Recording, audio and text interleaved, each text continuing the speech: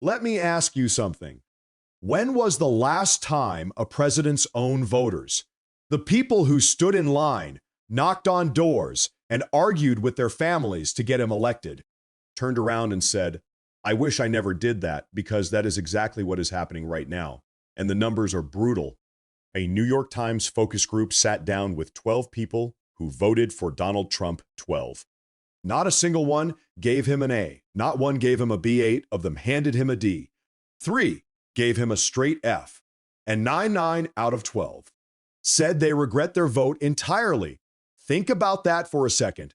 These aren't progressive activists. These aren't cable news pundits.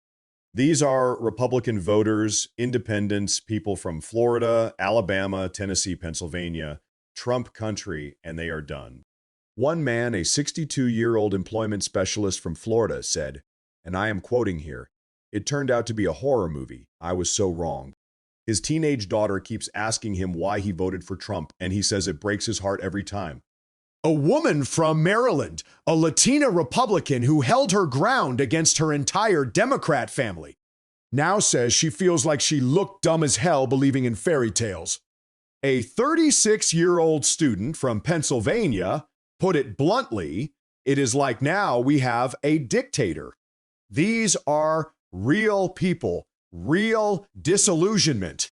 And it lines up perfectly with what the polling is showing. Trump's approval has cratered to the lowest point of either of his terms. Not close.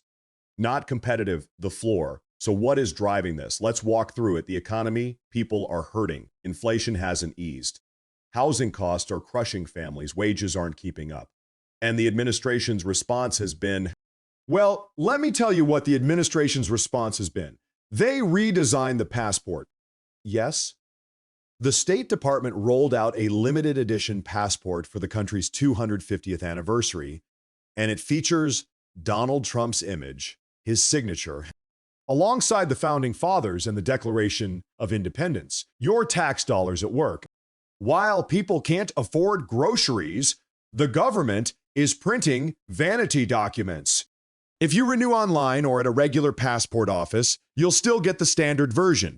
But if you walk into the Washington Passport Agency, congratulations. You are getting Trump's face in your travel documents, whether you ask for it or not.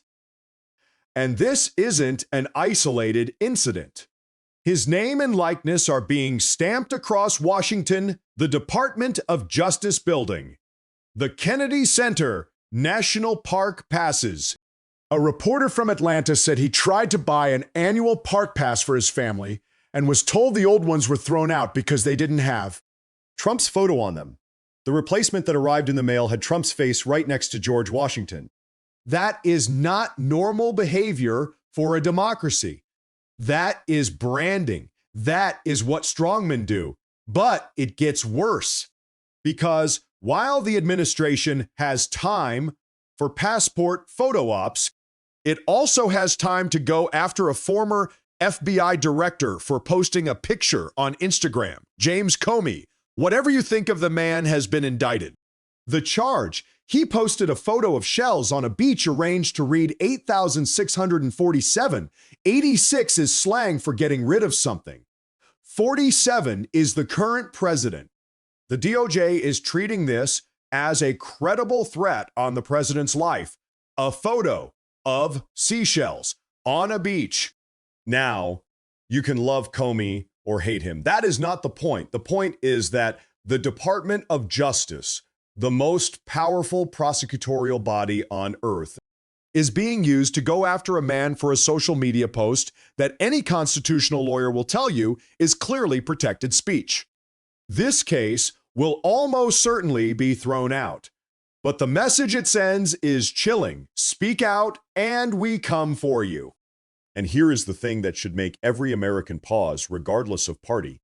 How does indicting James Comey lower the price of gas? How does putting Trump's face on a passport bring down rent? How does any of this help a single working family in this country? It doesn't. None of it does, because none of it is designed to. Meanwhile, the war in Iran continues to escalate. The Epstein files remain buried. And every week brings a new headline that has nothing to do with governance and everything to do with one man's ego. The people who put him in office see it now. That focus group wasn't an outlier. It was a mirror. A woman from Tennessee, a small business owner, a lifelong Republican, said she is embarrassed for our whole country. A young woman from Washington State whose boyfriend was stopped and interrogated by ICE agents for no reason other than looking Mexican summed up her feelings in one word: betrayed. Betrayed. That is the word. The question at this point isn't whether support is eroding. It is visibly, measurably. The question is what comes next, and whether the people who are waking up now will be loud enough to matter before it is too late. Because the clock is ticking, and the man in charge isn't listening.